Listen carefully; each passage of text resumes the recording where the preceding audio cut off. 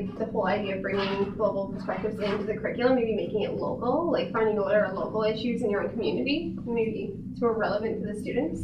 Yeah, That's definitely. I see that a lot in my school that I'm going to, my placement, just because it's like the area is like socially, economically very different than like other areas in Ottawa, and so definitely social justice issues is a big thing I could see putting into that school. Especially like in Ottawa, where it's very multicultural, you might have kids that are coming from very stressful, situations or things like that. I know the school that I'm going to, they have a community garden, and the guy is the associate teacher that I'm with. He does a lot of work with sustainability, and then he also does community service learning. So they prepare the food, and then they go to like food banks, and they go to community housing. They go and distribute the food that they cook in the actual school, which is very cool. Yeah, I was very impressed with his ideas. So that's definitely a possibility. Yeah, for sure. Like, I mean, sorry. No, you can go. Well, I was just gonna say, yeah, like I think it's real important to like what we've been learning in some of our classes about identifying like where the students are and what the student interests are, so you can get to know the students. Like, it'll take a little bit right at the beginning of the practicum, but by the end you should have some kind of idea about what the students are interested in and where their focus might lie. And then, I mean, there's a whole range of different things that we can bring into the curriculum, or at least relate curriculum topics to, that will be better able to identify with what they're interested in. Do they have a term for that? Was it like this student-driven inquiry or something? Or yeah, they were saying like with the Kmart project, for example, they were saying like, oh, we're completely open. We just want to see what the kids really are into and kind of move with that.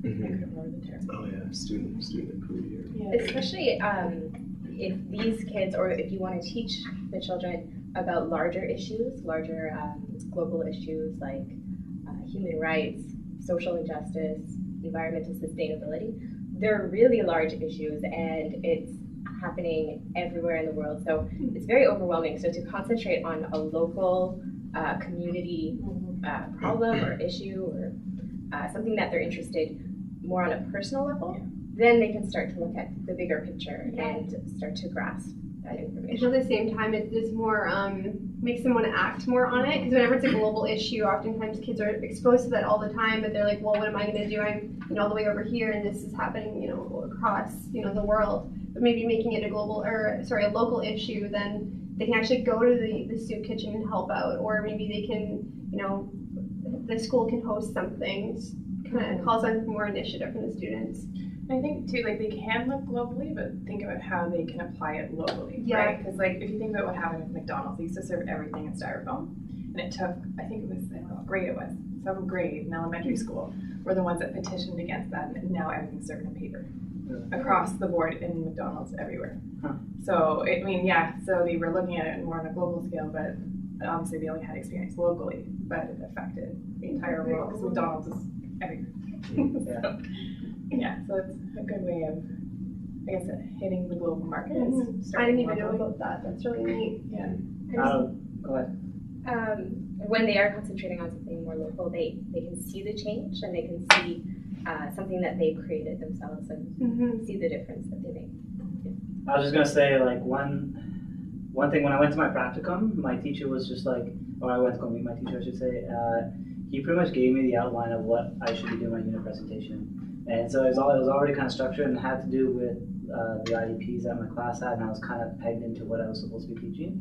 When I gave him the idea that I'm in this DGP cohort and I have these initiatives that I might want to implement, it totally kind of opened his mind about what I could change in the curriculum, but he was sort of tied, his hands were tied in the sense that I couldn't really implement those things because of the IEPs and the legalities of having to keep with the IEPs. So I was just wondering how, like, the practicality of implementing like UGP projects can be. Is there no way of integrating it into an IEP? Like, I don't really He's not, no, because it's like modified, the curriculums are modified, and so the way he presented it was that I'm pegged to having to teach that specific thing. Really? Maybe if you had more time, you could work with it. I feel like there's definitely ways to bring it in. Like, I don't know, just like on our first year of teaching, if we ever get a job, like, I wonder if how much work it would have to be to set everything up to try to implement those things, as opposed to just kind of going lesson by lesson too. Well, I think that's something that like that's definitely an issue that we need to address. But also I'm working at the KNR project that I'm working on for Shannon's Dream. It is with a grade 5 class, so they're a little bit younger. But at the same time, one of the difficulties that my associate teacher and I are having is trying to get them to care about that issue, right? Because it's all well and good if you can tell the kids like this is an issue, right? But I mean, Attawapiskat is so far away, and these kids are not going to go there for who knows how long, right? And in terms of describing a situation to them when they're that far removed from it, I mean, also just at that age, you know, when you're 10 years old, your focus isn't on what's the social, like what's the global purpose behind what I'm doing, right? So I think one of the things like we'll need to focus on is trying to create like analogies of these social problems and these global issues on a micro scale that the kids might be interested in, right? Like take like The Sims or something that they're like really vested in, right? Like we talked about before, and then it's going to be the difficult part is going to be getting them to make those connections, like identify the connections of how this is actually happening somewhere else. Yeah. And like imagine if you have to go to school and like today I take away all of your pencils.